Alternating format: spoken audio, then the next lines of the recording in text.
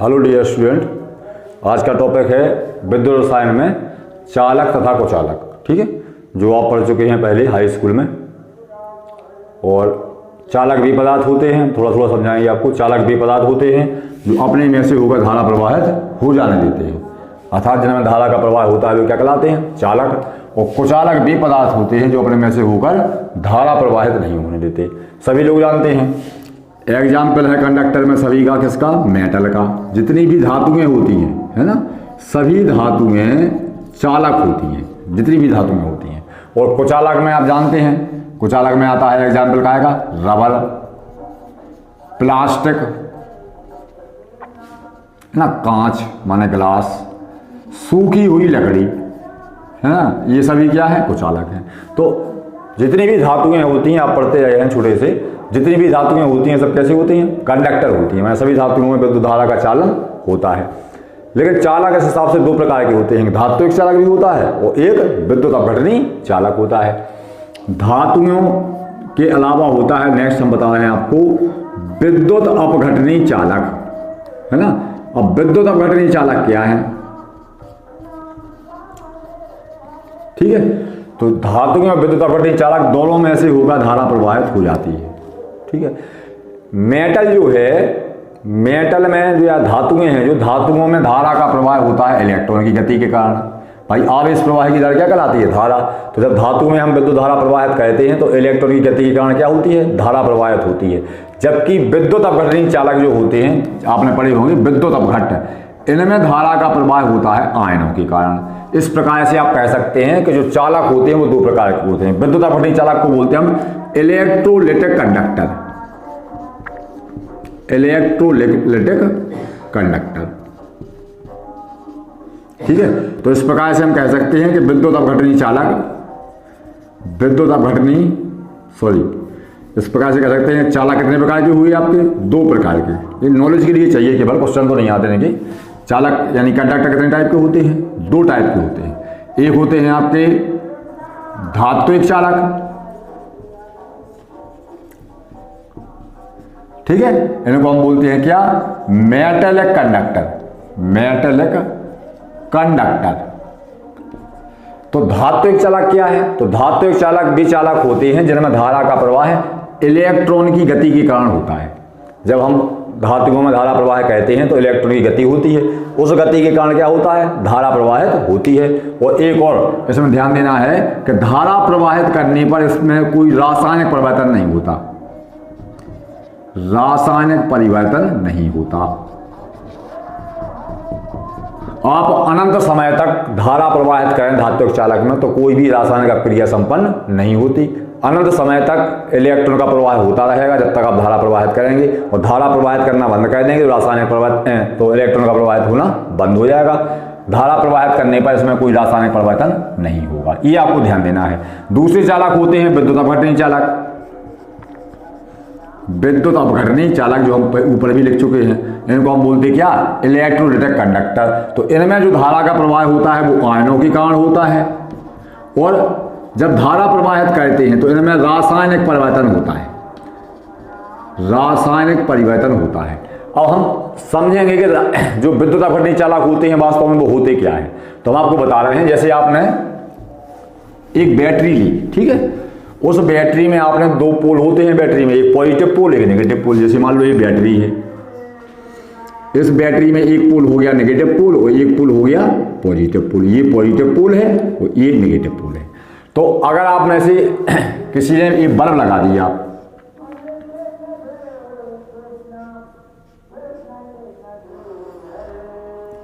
ये लगा मारो बल्ब, ठीक है, और यहां पर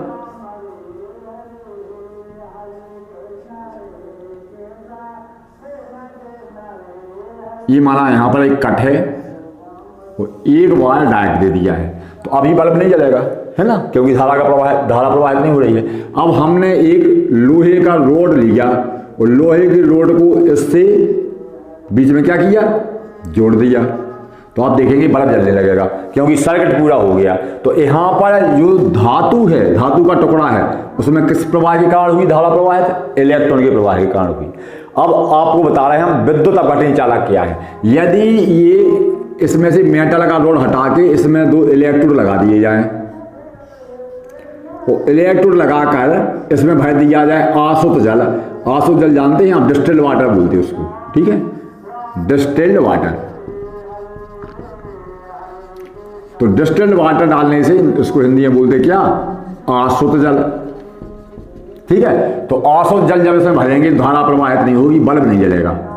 जैसे ही आप इसमें कोई विद्युत अपघट्ट डाल लेंगे, जैसे सपोज दैट हमने क्या डाला, इसमें डाला हमने NaCl, तो क्या होगा, Na पॉजिटिव आयन बनेगा और Cl नेगेटिव आयन बनेगा।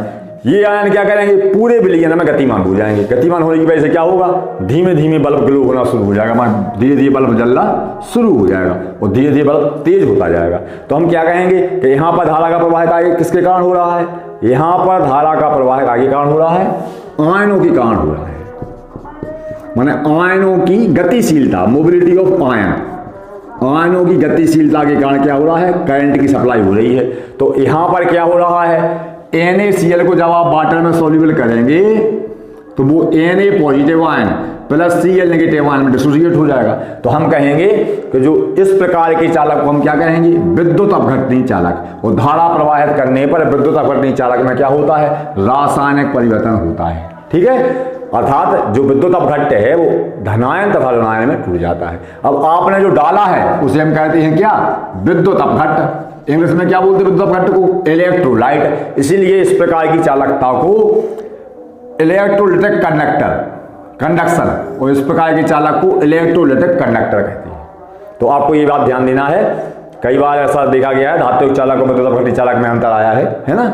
तो धात्विक चालक में धारा का प्रवाह मुक्त इलेक्ट्रॉन के कारण होता है, विद्युत अपघट्य चालक में धारा का प्रवाह गतिशील आयनों के कारण होता है, और धात्विक चालक में कोई रासायनिक परिवर्तन नहीं होता, धारा प्रवाहित करने पर कोई रासायनिक परिवर्तन नहीं होता, जबकि विद्युत अपघट्य चालक में रासायनिक परिवर्तन होता है।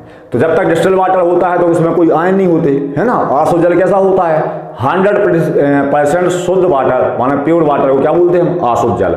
तो इसमें कोई रासायनिक परिवर्तन नहीं होगा। जहां से आप विद्युत अपघट्य डालेंगे तो धनायन ऋणायन क्या करेंगे, गतिशीलता शुरू कर देंगे, धनायन चलना प्रारंभ कर देंगे, ऋणायन भी चलना प्रारंभ कर देंगे। इस प्रकार आयनों की गतिशीलता के कारण जो चालकता उत्पन्न होती है उसे हम विद्युत अपघटनी चालकता कहते हैं। और विद्युत अपघटनी चालकता के बाद रासायनिक परिवर्तन जरूर होता है, ये ध्यान देना है।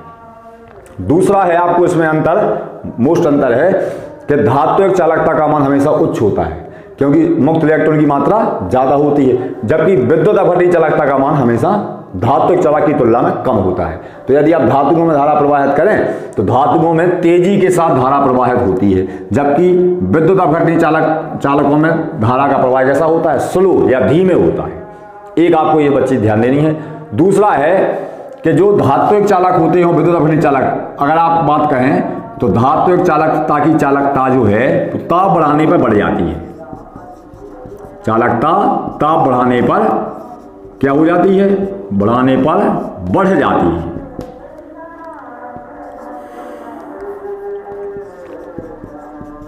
तो ऐसा क्यों होता है, तो वैज्ञानिकों का मानना है कि जैसे जैसे आप चालकता बढ़ाते जाएंगे, ताप बढ़ाते जाएंगे, तो ताप बढ़ाने पर आयनों की गतिशीलता बढ़ जाती है। क्यों, क्योंकि आयनों की गतिज ऊर्जा इंक्रीज हो जाती है, और विलयन भी कैसा हो जाता है ताप बढ़ाने पर, तनु पतला, जिससे आयन तेजी से गति करने लगते हैं। इसलिए ताप बढ़ाने पर जो विद्युत अपघटनी चालकता है उसका मान बढ़ जाता है, जबकि धात्विक चालकता का मान ताप बढ़ाने पर कम हो जाता है। ये आपको ध्यान देना है। क्यों, क्योंकि प्रतिरोध उत्पन्न हो जाता है, प्रतिरोध बढ़ जाता है। आप प्रतिरोध जानते हैं, धारा के मार्ग में रुकावट डालने वाला कारक क्या कहलाता है, प्रतिरोध। हम उसको आपको आगे पढ़ा रहे हैं। तो आपको 3-4 अंतर इसमें ध्यान करना है, बेसिकली नॉलेज के लिए हमने आपको ये समझाया है ना। अब इसके आगे हम पढ़ाएंगे आपको चालक के प्रकार। इस प्रकार से हम पढ़ चुके हैं कि चालक 2 प्रकार के होते हैं कंडक्टर, एक विद्युत अपघटनी चालक जो मैंने आपको बताया जिसमें धारा का प्रवाह आयनों के कारण होता है, एक होते हैं धात्विक चालक जिन्हें हम बोलते हैं मेल्टेड कंडक्टर, जिनमें धारा का प्रवाह किसके कारण होता है, मुक्त इलेक्ट्रॉन के कारण या फ्री इलेक्ट्रॉन के कारण होता है। आप इलेक्ट्रॉन भी लिख सकते हैं, केवल इलेक्ट्रॉन के कारण होता है, ठीक है। और इसमें होता है काय के कारण, आयनों के कारण होता है। अब है नेक्स्ट, प्रतिरोध क्या है, रेजिस्टेंस बोलते हैं इसको, हम इसमें क्या बोलते हैं, रेजिस्टेंस। तो धारा के मार्ग में रुकावट डालने वाला जो कारक होता है उसे हम प्रतिरोध कहते हैं। इसे फिर इसमें पढ़ेंगे आप, इसे कैपिटल R द्वारा प्रदर्शित करते हैं, है ना। और इसकी इकाई जो होती है वो ओम होती है। क्या होती है? ओम। ओम के लिए एक सिंबल भी आता है, या तो आप ऐसा लिख दें या इस सिंबल बना दें। तो अब प्रतिरोध को कैसे समझ सकते हैं आप, है ना? तो आपने एक सोर्स से मान लो करंट लिया, ठीक है, समझाने के लिए बता रहे हैं आपको। वो यहाँ पर आपने बल्ब लगा दिया, वो इस सोर्स को बीच में कह दिया कट। वो आप यहाँ पर एक लकड़ी का टुकड़ा लगा दें, ये मान लो लकड़ी है, वुड है, ठीक है। यहाँ पर पॉजिटिव चार्ज है, यहाँ पर नेगेटिव, बैटरी से आपने दोनों पोल जोड़ दी, तो आप देखेंगे बल्ब नहीं जलेगा, है ना? क्यों? क्योंकि लकड़ी, सूखी हुई लकड़ी में धारा का प्रवाह होगा ही नहीं, क्योंकि इसमें मुक्त इलेक्ट्रॉन नहीं होते। जबकि इसी की जगह हम क्या लगा दें, लोहे का एक रॉड लगा दें, तो धारा प्रवाहित हो जाती है। तो हम कहेंगे ये मान लो लोहे का रॉड है, तो हम कहेंगे कि प्रतिरोध किसका ज़्यादा है? लकड़ी का प्रतिरोध कैसा होता है? ज़्यादा होता है, क्योंकि धारा प्रवाहित नहीं होती। वैसे तो जो कुचालक पदार्थ होते हैं उनका प्रतिरोध अनंत होता है, इसलिए धारा प्रवाहित नहीं होती। और जो धातु है, चाहे आप लोहा हो, है ना, चाहे चांदी हो, धातु का जो प्रतिरोध होता है कैसा होता है? कम होता है। कुल मिलाकर वे पदार्थ जो अपने में से होकर ज़्यादा धारा प्रवाहित होने देते हैं उनका प्रतिरोध कम होता है, ठीक है। और जो अपने में से धारा प्रवाहित नहीं होने देते उनका प्रतिरोध अधिक होता है। ये आपको ध्यान देना है। और प्रतिरोध जो है वो लंबाई के साथ साथ बढ़ता जाता है।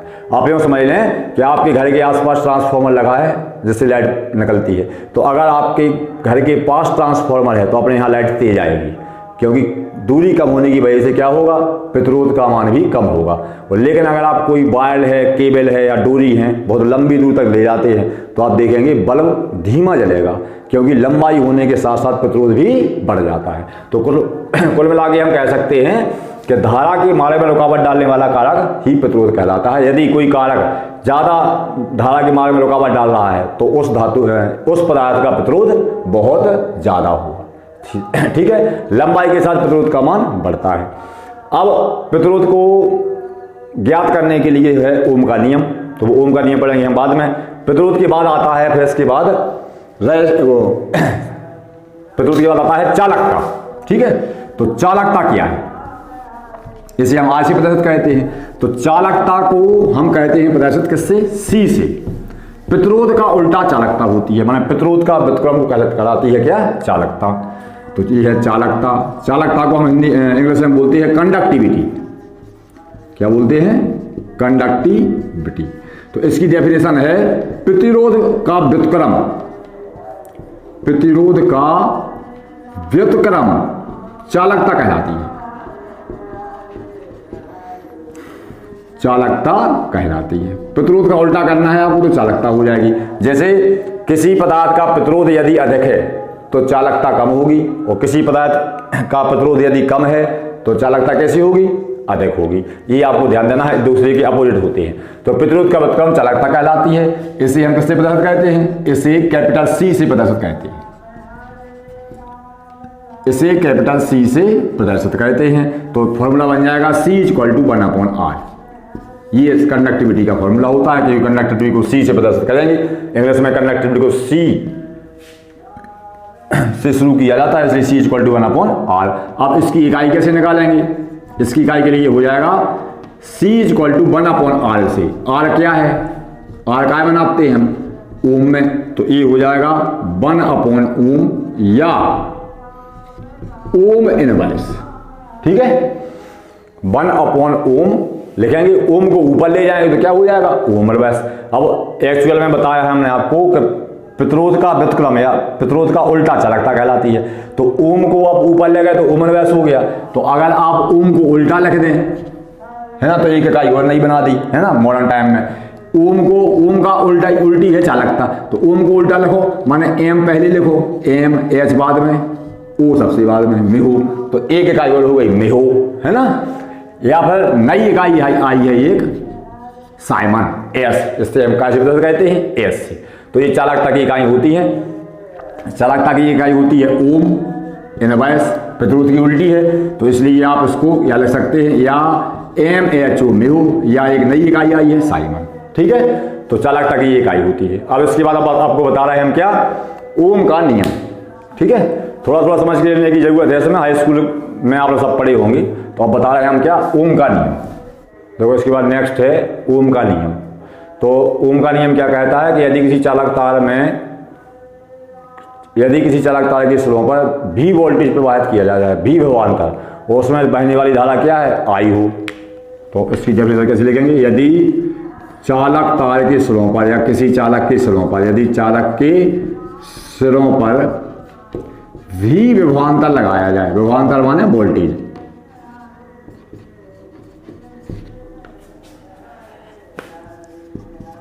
लगाया जाए, व उसमें बहने वाली धारा, उसमें प्रवाहित होने वाली धारा या बहने वाली धारा क्या हो, आई हो तो भी समानुपाती आई, माने जो विभवांतर होता है वो धारा के समानुपाती होता है, तो V इक्वल टू आ जाएगा बेटा क्या, आर आई। ये है ओम का नियम, जहां R एक नियतांक है, बताया था हमने आपको, R क्या है, एक नियतांक है, जिसे क्या कहते हैं, चालक का प्रतिरोध कहते हैं। ठीक है, तो आपको ये ध्यान देना है, या फ्लैश में ही पढ़ेंगे इसलिए हम ज़्यादा गौर नहीं कर रहे इस पर, कि यदि चालक के सिरों पर कोई भी चालक है, चालक मान लो धातु का टुकड़ा लिया, वो एक सिरे पर है ना पॉजिटिव, एक सिरे पर नेगेटिव तार लगा दिए आपने, तो हम कहेंगे कि यदि चालक के सिरों पर भी विभवांतर लगा जाए, उसमें प्रवाहित होने वाली धारा क्या हो, आई हो, धारा को प्रतिशत कहते हैं हम कैसे, आई से, धारा आई हो, तो इस नियम के अनुसार V समानुपाती आई, तो V equal to R I. अब इसके बाद आप इस फॉर्मूला की सहायता से R को डिफाइन कर सकते हैं। ठीक है, यदि किसी चालक तार के स्लों पर V वोल्टेज लगाया जाए और V की वैल्यू कितनी हो, 1 वोल्ट हो, ठीक है, और I का मान कितना हो, 1 एम्पियर हो। ठीक है, तो आप इसको V equal to R equal to क्या लिखेंगे, आप R इक्वल टू लिखेंगे तो I नीचे आ जाएगी, तो R इक्वल टू हो जाएगा V अपॉन I, है ना। अब V की वैल्यू कितनी रख दी आपने, R इक्वल टू V की वैल्यू रखी है 1 वोल्ट, तो 1 अपॉन 1 इक्वल टू 1।